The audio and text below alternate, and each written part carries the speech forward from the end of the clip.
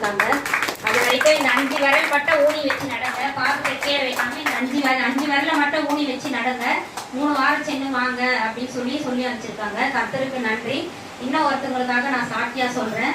நான் வெளியில வந்து பாத்திரம் தேய்ச்சிட்டு இருந்தேன். அவங்க ரொம்ப நல்லா சாமி கும்பிடுறவங்க, என்கிட்ட நல்லா பேசுவாங்க. அவங்க மேலேயும் சாமி வரும். அவங்க மாவு வாங்கி போனாங்க. அது என்னன்னு தெரியல, டக்குன்னு வந்து என்கிட்ட பேசிட்டு இருந்தாங்க. பேசிட்டு இருக்கும்போது அவங்க பொண்ணு கல்யாணம் ஆகி ரொம்ப நாளா குழந்தை இல்லாம இருக்குதான்.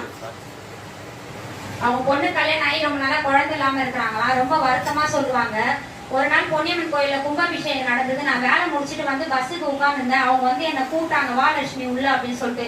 இல்லக்கா நான் வந்து கோயிலுக்குலாம் நான் வரதில்லை அப்படின்னு சொன்னேன். எல்லாமே கடவுள் தான், நீ வா லட்சுமி அப்படின்னு சொல்லிட்டு நான் வராததான் என்னை கை பிடிச்சிட்டு போனாங்க. அவ்வளோ ஒரு பக்தியா இருந்தவங்க இன்னைக்கு வந்து அவங்க பொண்ணுக்காக வந்து இன்னைக்கு சர்ச்சுக்கு போறாங்களாம், பிரேயர்லாம் போறாங்களாம். அதை பத்தி என்கிட்ட வந்து சொன்னாங்க. கர்த்தருக்கு நன்றிப்பா.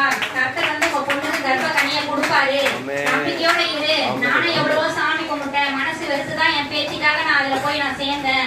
இன்னைக்கு எவ்வளவு நன்மைகளை உண்டாக்குனாரு எனக்கு. என் புருஷன் உயிர் போயிருந்தா 2 மாசம் ஆயிருக்கும். என் கர்த்தர் வந்து அவர் கரத்தால இந்த ஆபத்துல இருந்து காப்பாத்தினாருன்னு சொல்லிட்டு அவங்களுக்கு வந்து அந்த பிரசனத்தை சொன்னேன். அவங்க பொண்ணையும் அவங்களும் 2 பேருமே போறாங்களாம். நான் கூப்பிட்டேன், இங்க வந்து புதன்கிழமை விடுதலை பிரேயர் நடக்குது வாங்க அப்படின்னு சொல்லி கூப்பிட்டேன்.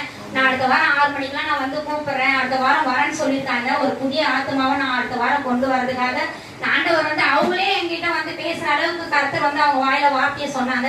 அவ்வளவு ஒரு இதுவா பேசுவாங்க சாமியை பத்தி. நீனா இப்படி சாமி கும்பிட்டு நீ இதுல போயிட்டு அலுவலியால போயிட்டுன்னு சொல்லிட்டு என்ன ஒரு விதத்துல வந்து அவங்க வந்து தவறா பேசினாங்க. இன்னைக்கு அவங்களே வந்து அந்த சர்ச்சைக்கு வந்து ஆண்டவர் வந்து அவங்களை அர்ப்பணிச்சிருக்காரு. அவங்க பொண்ணுக்காக ஒரு நிமிஷம் எல்லாரும் கண்ணை மூடி, ஆண்டவர் வந்து ஒரு கர்ப்ப கனியை கொடுக்கறதுக்கு ஆண்டவர் கிட்ட நீங்க எல்லாரும் கண்ணை மூடி ஒரு பிரேயர் பண்ணுங்க வேண்டி கேட்டுக்கொள்கிறேன்.